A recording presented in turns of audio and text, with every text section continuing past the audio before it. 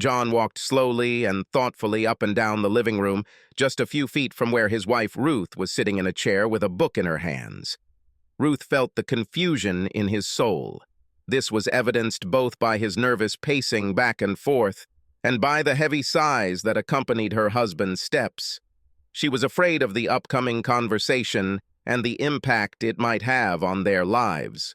So Ruth continued to sit in her place, waiting and fearful, sneaking glances at her husband, and only pretending to be enthusiastically reading a book. Finally, John, having made up his mind, turned to her, feeling the hammers of fear and danger knocking in his own head, and said questioningly, "Ruth?"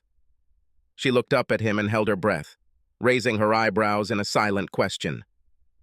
"Ruth, I need to talk to you, and I hope you can listen to me before you react to what I have to say," he said slowly, as if through force. Oh my God! A panicked thought burned her consciousness. She had been expecting this conversation for more than a month, but only now she realized that she was actually not at all ready to hear it, not ready for her life to change forever. Ruth exhaled heavily, hiding her inner trembling, and simply said, "Okay, John." She closed her book, placed it on her lap, and tightly clutched the volume with both hands. John slowly sat down on the sofa next to his wife, turned as close to her as possible, carefully covered her graceful hand with his large palm, and said, "I haven't been a very good husband to you lately. I've done things I'm not proud of and dishonorable you with your behavior, but I want to change that right now, if only you'll let me." After these words, hope arose in Ruth's mind, mixed with a fair amount of anger and sadness. These were the emotions she had not allowed herself to feel over the last long and difficult month. "Are we talking now about your affair with Gina Laszlo, or about something else?" she asked, with more sarcasm in her tone than she wanted to show. John turned slightly pale, lowered his eyes, and whispered in a trembling voice, "Crap! When? How? How long have you known about this?" "More than a month," she answered evenly. "For the last 21 years, you've been putting on your police uniform and walking out that door. And every time I've wondered if this would be the day you didn't come home because some fucked-up asshole would shoot and kill you. And in the last month, seeing your back walking away, I wondered every day if this would be the moment when you walked out the door and never came back because you decided to move on with Gina. And I don't know which was worse. In fact, I was thinking about strangling you with my own hands, so the second scenario was probably even worse in my mind than the first. Oh, Ruth, would you believe it if I told you how sorry I am? I stopped all this yesterday. We were going to meet this afternoon, but I called her and told her it was over between us and I wouldn't see her again, and I swear I was serious. I promise you that I will never, never, never again, I won't do anything like that. Please, can you forgive me? I know that I have a lot of work to do to fully regain your trust, and I am ready to do whatever you want. Damn, I don't even want to say this, even if it means giving up on you and not contesting your divorce terms. It's up to you. Tell me what you think. Do you want me dead? Just tell me, and I'll eat my revolver." Ruth thought for a moment, looking at her lost husband, and then said rather coldly, "What do I want? I want you to die. But please do it somewhere where I won't have to clean up after you. You know, blood is so hard to get out of a good carpet." John's eyes widened. "Are you kidding me?" Ruth looked at him with a raised eyebrow and said, "Here you see, you should not make ridiculous proposals to an offended woman. Otherwise, someone may find themselves in a situation where they have to keep promises that they may not want to keep. No, dumbass, I don't want you to kill yourself, but I'm leaving open the I could kill you myself option with these very hands."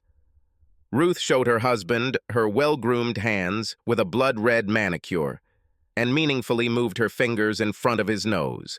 Then she turned her right hand over and thoughtfully began to study the back of her hand.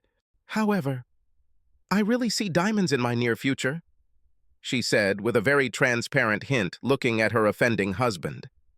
A wry grin appeared on John's face with a clear hint of relief. Damn, she's amazing. Even in the worst situations, she can find something to relieve tension and make a joke about it. I just love this woman. As these thoughts flashed through his head, John gradually relaxed, but the feeling of guilt for the complete betrayal rolled over him with ever-increasing force. How could he do this to her, the love of his life, his closest and dearest partner? Ruth suddenly became very serious, and her voice sounded low and harsh. "John, these past few weeks I've been crying and depressed because of you, hating you, hurting because of you, grieving for us and myself. But still, I love you. You're an asshole, John. How could you what to do with me? With us, with me?" She was crying. No, now she was sobbing, and her small fists beat him on the chest. John pulled her to him, hugged her tightly, and held her as she continued to sob. His own eyes filled with tears, his body shaking from the strength of his own emotions. He gently rocked her and repeated over and over again, "I'm so sorry, so sorry, I'm sorry." She continued to sob, shuddering and trembling, and periodically hit him with clenched fists, saying, "You broke your vows, broke your promise." Minutes passed by as they sobbed together, holding each other tightly for mutual support, for perhaps the first time in months. But at this moment, they were together. Together they will find a way to get through this and move on hand in hand. They continued to sway, cling to each other, and shed tears for what seemed like hours, occasionally receiving and receiving weakening blows and blows to their ribs and chests from small, angry fists. The road back to them as before, it turned out to be long and rocky. Outbursts of anger, accusations, and name-calling were commonplace for Ruth along this thorny path. Ruth's contrite, remorseful apologies and attentive attention to every whim became the basis of John's daily existence. After their significant conversation, they had never had sex in the same bed. Ruth's reasoning was that she had slept with him when she found out about his adventures before his confession, and saw no reason why she couldn't share his bed now.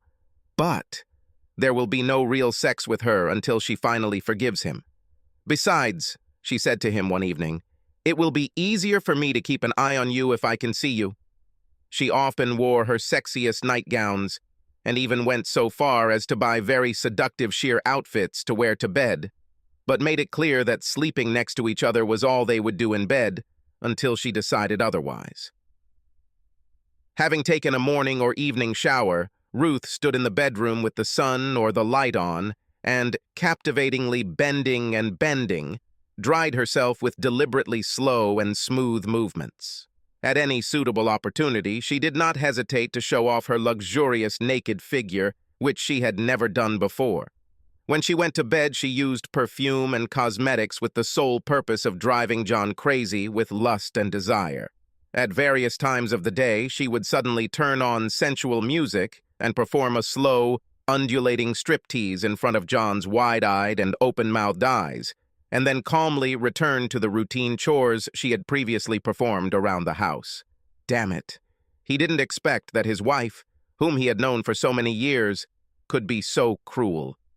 John had to move around the house rather awkwardly, coping with a constant erection during this terribly frustrating and seemingly never-ending dry spell.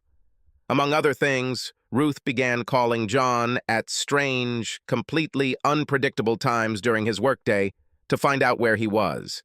She even called his other fellow cops working the same shift and asked them to have John answer the phone on their desk, just to make sure John was actually where he said he would be. To say that John was on the very short leash would be a gross understatement. But he approached the process with humility, realizing that it was the price he had to pay to return to Ruth's heart. He even bore the constant teasing from his fellow shiftmates with stoic calm, reproaching them for it and warning them that they themselves could find themselves in his place, or even in a worse situation, if they ever went astray. So John learned his lesson. One night, about 2.5 months after his confession, John slowly woke up from his sleep and discovered, or rather, sex in progress with his participation. After catching her breath a little and recovering from the frenzied sexual high, Ruth finally squeezed John's face tightly in her hands, looked straight into her husband's eyes, Her flaming green eyes were visible even in the very low light of the darkened bedroom, and said in a voice breaking with excitement, "Remember one thing. You are mine, only mine, completely mine, and never. Do you hear? Never don't forget about it anymore. If you cheat on me even once more, I swear, you will not live." For added emphasis, Ruth hit him on both shoulders with her fists to hammer home the understanding that she was very serious. John ran his rough hand over her face, wet with sweat, kissed her lips very tenderly, and whispered, "Yes, yes, my love, I'm yours, forever, I promise. Thank you, thank you. Damn, what a fool I was. Never, never again. I swear, I swear, I swear." They settled into a soft and wet, intertwined embrace, calmly thinking about where they were, what they almost lost, and where their road would lead next. John kissed the top of Ruth's head and gently stroked her lithe back. It was a real paradise in which his past sins were forgiven. Within himself, he thanked all that was sacred to him for this blessed moment and for the new future for both of them that it foreshadowed. After a long, painful silence, Ruth said softly, but with a hint of oppressive foreboding, "John, I need you to answer 2 questions for me. The first is why Gina, and second, what made you break up with her and admit it to me?" John shuddered slightly, trying with all his might not to ruin this precious moment, and certainly not wanting to return to that page of his memories that had caused all the suffering and struggle that the two of them had just gone through with such difficulty and emotional devastation. He thought silently for a long minute, looking at the ceiling, and then turned his head on the pillow towards her and said quietly, "Baby, I'll tell you everything you want to know. I promise this. Well, I guess the question is, why Gina? Pretty simple. She's been hitting on me for several months, popped into the station to bring me lunch and just talk. Gina always talked about how alone she felt after killing Bill, and that if I could help her, she would be very grateful for it." John was silent for a few seconds, smiled sadly, and continued, "I think she just decided that Bill, her love, left her alone. She should just continue to live and find whoever, and I was that whoever. It was too easy, and she fueled my old cop ego with my feminine wiles. I really felt sorry for her, I really did." The wife snorted disdainfully. "So, if you had contacted Celia Johansson, I would have just walked into your office, poked you in the side 3 times with a fork, and given up. There is no way I could compete with this young beauty. Hell, if she'd just take one look at me, I'd give myself to her. And you know I'm miles away from being attracted to a woman." Ruth grinned indulgently, thoughtfully running her fingers over the curves of her breasts. "In truth, I have to admit that Gina has the most beautiful breasts that money can buy. Maybe you want me to have a breast enlargement too." John stopped her decisively, but there was a playful note in his tone. Ruth gave a playful salute, giggled quietly, and simply said, "Yes, sir, yes, sir." John paused for a long time and then sighed. "As for your second question, I will answer it. But for this, I need you to read something. Then I think you will understand why I decided to confess everything. Can we put this question off until the morning? I'll take the day off and tell you the whole story. Sounds fair enough?" "Not a damn thing. Are you going to take a day off for this? Well, then it must be really important. Otherwise, you may be out of luck for a very long time again." There was a slight chuckle in her voice, which let him know that the old Ruth had returned, and they had a real chance that everything would work out. He whispered a silent prayer of thanks again in his mind, kissed the top of his wife's head, and they fell asleep, still clutching each other in their arms, as if afraid that one of them might suddenly disappear. When the sun rose, John and Ruth still lay entwined in a tender embrace. John woke up first and looked at this naked angel, peacefully snoring near.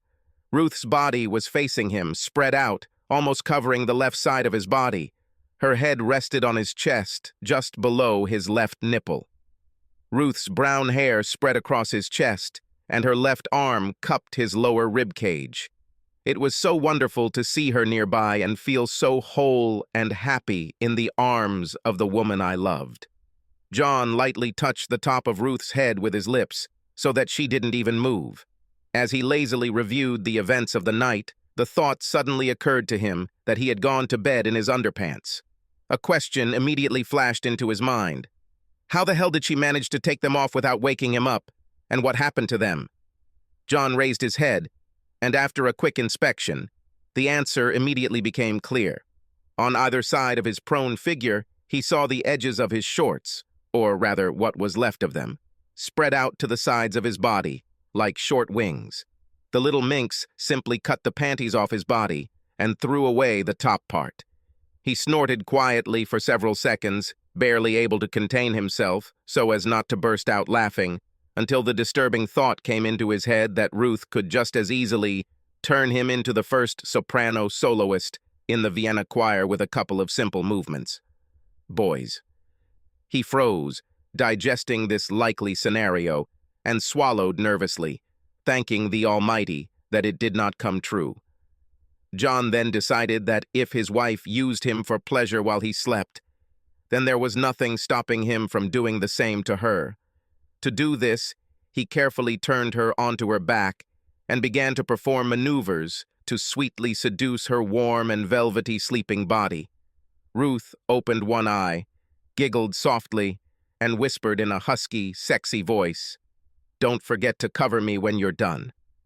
Then she closed her eyes and began to snore loudly, trying to keep the smile off her lips. John couldn't help but laugh heartily at her funny but unsuccessful attempts to pretend to be asleep. For the first time in months, they made love deeply and passionately, pausing only for John to call the station and say he was taking the day off. The duty sergeant, hearing John's breathless voice, just grinned. "Damn it, John! If she finishes you off, make sure she calls me first." "Okay, buddy. I'm glad you came to your senses. Enjoy your day off. You lucky asshole." Having finally left the bed, in which more events had happened in one night than in recent years, the couple moved to the breakfast table, calmly sipping steaming coffee and thinking about their future. All their thoughts were about the times ahead that they would face together, and perhaps the promise, or at least the hope, that better days lay ahead. John decided to start the conversation with a humorous question to lighten the tension a little. "So what the hell even happened last night?" he asked, with a Cheshire cat grin and a slight chuckle in his voice. "You were fucking gorgeous, girl, and I didn't know you were capable of that, especially the part where you cut off my damn boxers." "I admit, my head is a complete mess." Ruth looked at him with a sly, comical grin over her coffee cup, mischievous delight dancing in her emerald eyes. "Well, if you really want no, after teasing you mercilessly with my late-night sex shows and all my seductive strip teases, I was on the edge myself. Last night I dozed off with my back to you, and you sort of snuggled up to me in my sleep. Understand? When I felt this big, hot piece of male flesh pressing insistently between my buttocks, I simply could not stand it any longer. You were passed out, so I turned you over on your back, took the scissors, cut your panties, and climbed on board." Ruth rolled her eyes dreamily, stroking John's muscles. John just shook his head and smiled widely at her confession. Gradually, the smile faded from John's face, and he looked thoughtfully at his wife. He then got out of bed, quietly left the room, and returned a few minutes later, holding several folded pieces of paper in his hand. "Ruth," he began hesitantly, "last night you asked what made me stop dating Gina, and I want to answer that question now. I want to say it again. You can ask me any questions about this, and I will answer as thoroughly and truthfully as I can. Please, first of all, you need to know that I never stopped loving you, caring for you, and wanting you. I know that sounds like complete bullshit after what I did to you, to us, but I swear it's true. It was all about ego and horniness and all that macho shit. I hate myself for what I did, and I wish I could fix it. Just so you know, Gina has never, not once, come close to being this hot, beautiful, sexy, loving, wild as hell as you are, even on your worst day. You are the best thing that ever happened to me, and I will not jeopardize you." He corrected himself. Us again. As for what happened and what gave me a kick in the ass and opened my eyes to what I was doing then, this is what happened. This is what led to the realization and admission of my guilt. John took a deep breath and then continued. A couple of weeks before our conversation, I was working on a report about a corpse found in an alley in one of the most seedy areas of the city. I went to the coroner's office, spoke with him, and later examined the victim's body. The body belonged to a woman about 35 years old. The skin on her hands was rough and cracked, as if she was not used to real hard work, but had been doing this kind of work for some time. This poor woman was robbed and strangled to death. She had no ID or other documents on her, nothing that could be clinging to understand who she was. This case didn't represent anything particularly unusual, but, there was something about this woman that haunted me. I kind of felt like must work on this matter more carefully. So, I asked a couple of our guys from the precinct to scour the area, talk to the locals, and they were able to determine that she worked as a cook at one of the greasy spoon eateries in the area. In that cafe, they paid her in cash, and they didn't even know exactly what her name was. They called her Sad Sadie, or even just sad to her face. The guy we talked to said that she was always sad about something, but she kept herself very withdrawn. She lived in a shitty apartment next door to an abandoned building where drug addicts and runaway children constantly gathered. By the way, during the investigation, we found her personal belongings in various places in this abandoned building, except for those few things that were not even worth stealing in the wrecked apartment of this unfortunate woman. I was examining her old coat, which was once quite an expensive thing, but by that time it was very worn out. In a half-torn inner pocket, I found this letter. At that moment, John lifted the sheets of paper and showed Ruth the papers, which she apparently hid and was going to mail, but apparently did not have time, or did not dare to do so.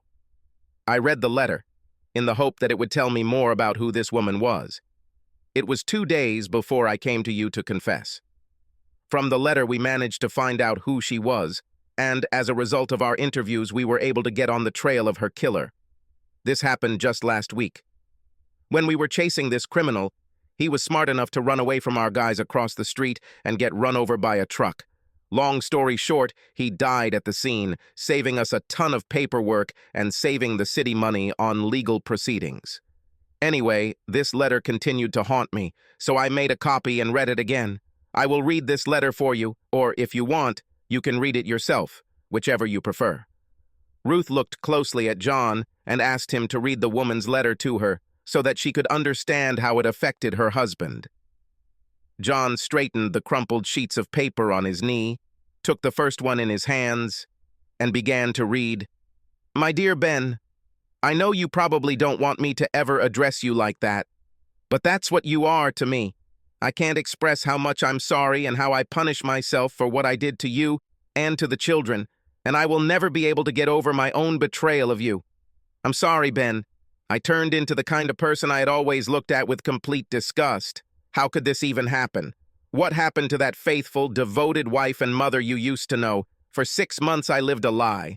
I looked into your eyes, smiled, and joked with you, although deep down I knew that at the same time I was cheating on you with another man. I hate myself for this duplicity. My dear sweet husband, it is very important to me that you know that on your part you have done nothing wrong. No inattention, no forgetfulness on your part can justify the enormous pain that I caused you. Everything that happened is my fault, and only mine. A man who was not my husband complimented me and flirted with me until I fell for his stupid tricks.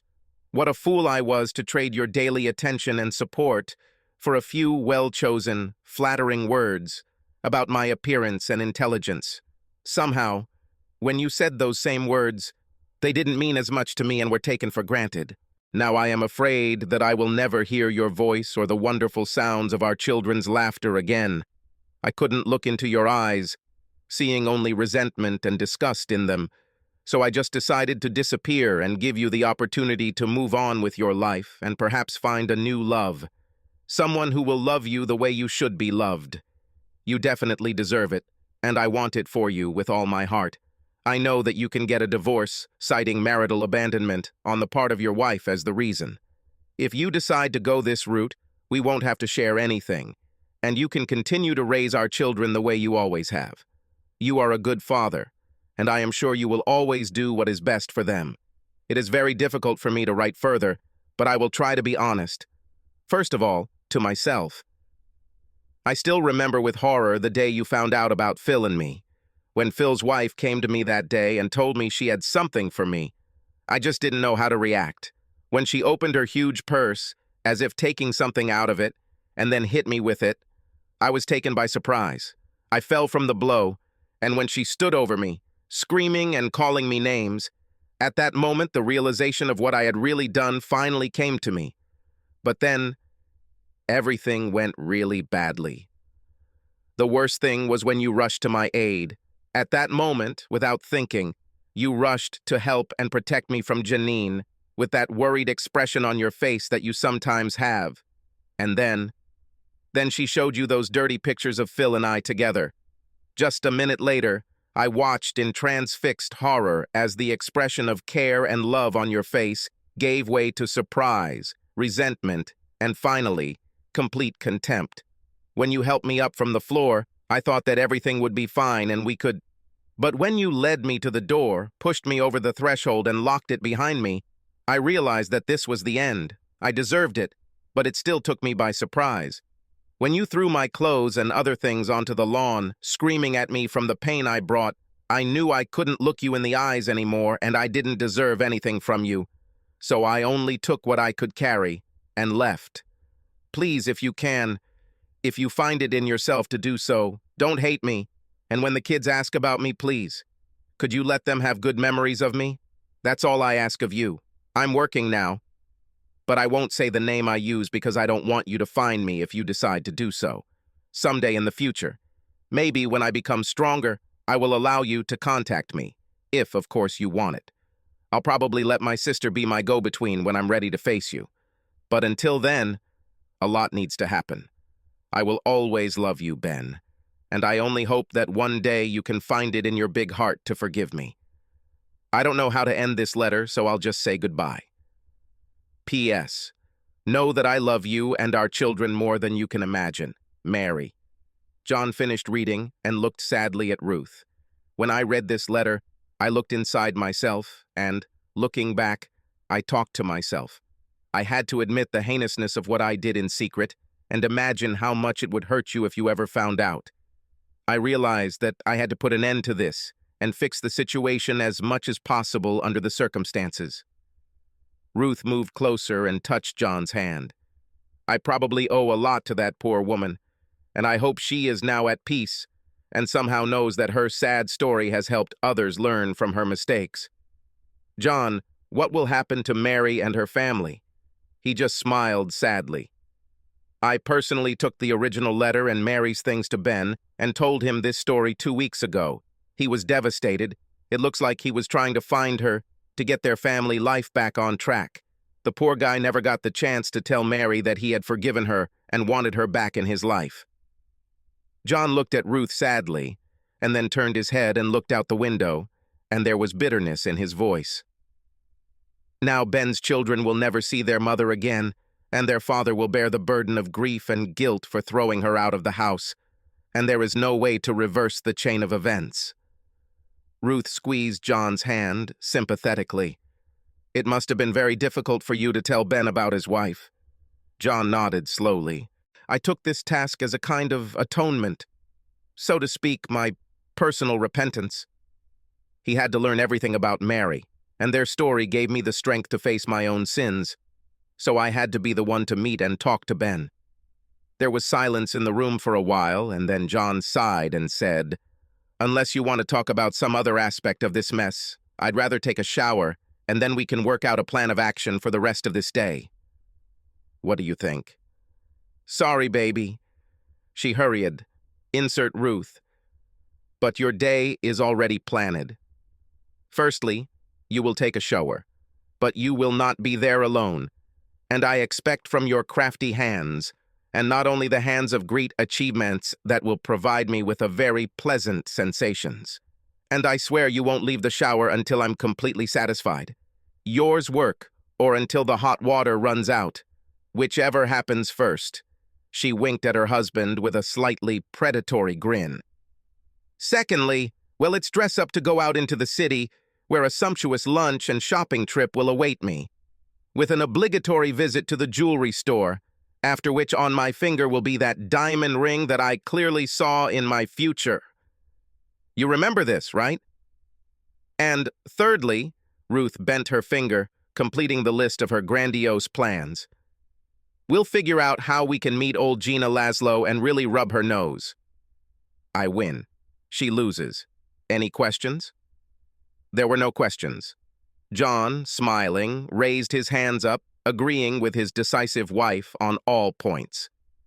As they headed upstairs to the bedroom and shower, John had to use his wits. He felt that he simply had to ask Ruth this question, visions of which were swirling in his head.